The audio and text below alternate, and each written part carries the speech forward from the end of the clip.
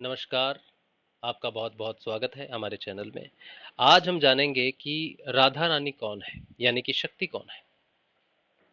एक सेशन में हमने जाना था कि कृष्ण कौन है, तो कृष्ण अगर सुप्रामेंटल फोर्स है, तो राधा रानी कौन है?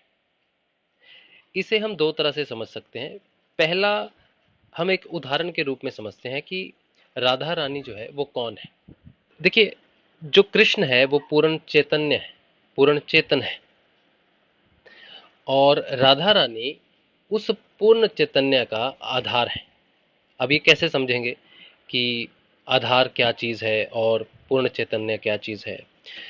तो सबसे पहले व्याप्त रूप में समझते हैं, मतलब कि सृष्टि के रूप में समझते हैं। ब्रह्मांड में जितनी भी चीज़ें व्याप्त हैं, वो व्याप्त होना एक आधार होना है।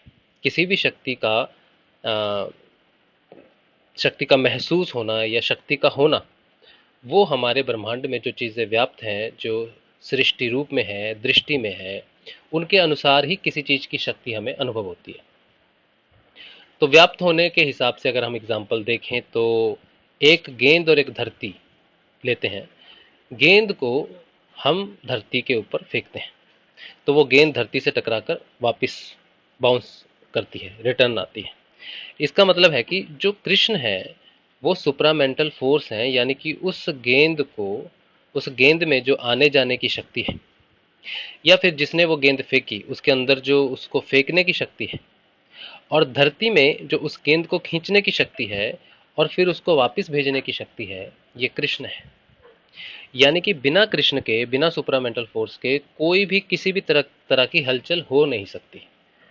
तो कृष्ण जब जड़ प्रकृति में अपना अस्तित्व रखते हैं, मेल रखते हैं, तो हर चीज में हलचल होती है, यानी कि हर चीज मूवमेंट में आती है। तो ये जो शक्ति है, जो मूवमेंट देती है, जो हलचल देती है, वो कृष्ण है।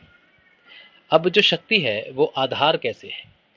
अभी अगर हम गेंद में और धरती के अंदर से शक्ति निकाल लें, तो गेंद की कोई हलचल नहीं हो सकती, धरती में कोई गुरुत्वाकर्षण नहीं हो सकता, तो दोनों जड़ तत्व होके पड़े रहेंगे, उनमें कोई हलचल नहीं होगी। तो इसमें से हमने शक्ति खींच ली, यानी कि कृष्ण को खींच लिया। अब हम शक्ति को रखते हैं लेकिन जड़ तत्व को हटा देते हैं, यानी कि जो आधार है इस शक्ति का, जिसके ऊपर ये कार्य कर रही है, जिसकी वजह से हम इस शक्ति को देख रहे हैं, जान रहे हैं, समझ रहे हैं, महसूस कर रहे हैं, वो पृथ्वी और वो गेंद को हटा देते हैं और सिर्फ शक्ति रखते हैं। तो जब कोई आधार ही नहीं है शक्ति के व्याप्त होने का, तो आप इस शक्ति को जान नहीं सकते, इस शक्ति का कोई कार्य नहीं। ये शक्ति ट्रांसफॉर्मेशन करेगी तो किस में करेगी, अगर वो जड़ तत्व ही नहीं है, वो आधार ही नहीं है जिसमें उसको परिवर्तन करना है। इस प्रकृति में परिवर्तन ही नियम है। जैसे पौधा है, वो पौधा छोटा है, फिर बड़ा हो गया, फिर पेड़ बन गया, फिर फल लगे, तो ये परिवर्तन है। ये परिवर्तन जो हो रहा है एक पेड़ में, ये एक शक्ति के कारण हो रहा है, सुपरामेंटल फोर्स के कारण हो रहा है, कृष्ण के कारण हो रहा है। ट्रांसफॉर्मेशन कृष्ण के कारण हो रही है। लेकिन अगर पेड़ ही ना हो, तो वो सुपरामेंटल फोर्स किस चीज में परिवर्तन लाएगी, किस चीज में ट्रांसफॉर्मेशन लाएगी? तो ट्रांसफॉर्मेशन होने के लिए आधार होना जरूरी है। ठीक है, तो जो ये आधार है, जो सुपरामेंटल फोर्स को व्याप्त रूप में घटित करवाती है, वो शक्ति है माँ राधा रानी।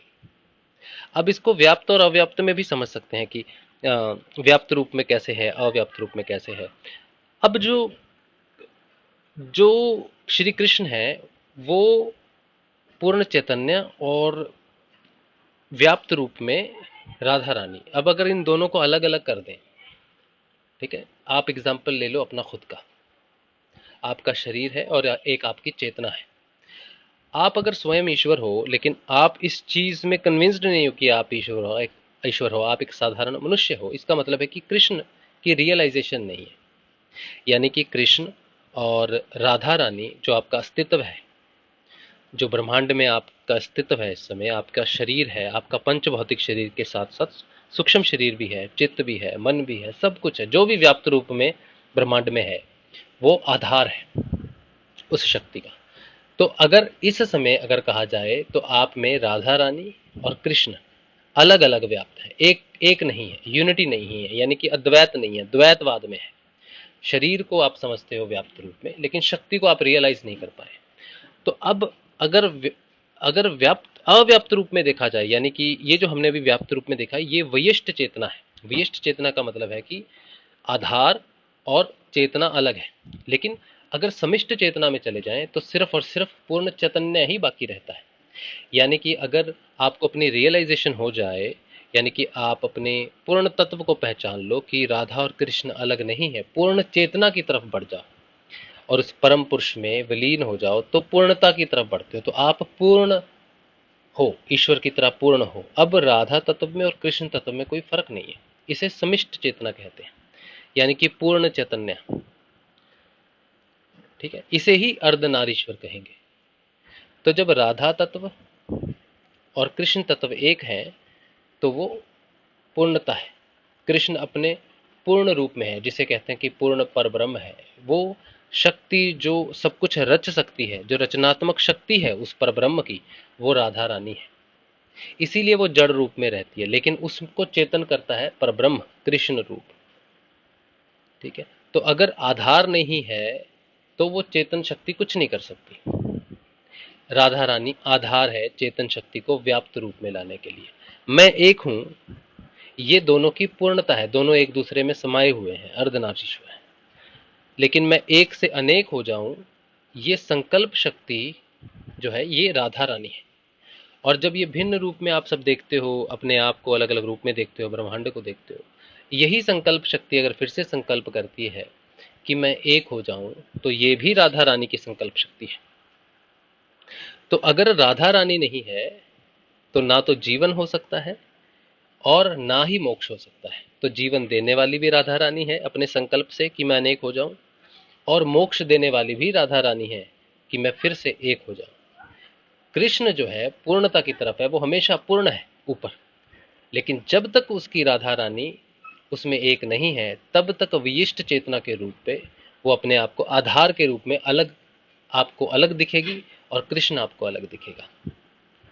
तो ये एक डिस्क्रिप्शन है कि कृष्ण अगर सुपरामेंटल फोर्स हैं तो राधा रानी आधार है उस सुपरामेंटल फोर्स की, इच्छा शक्ति है, संरचनात्मक शक्ति है।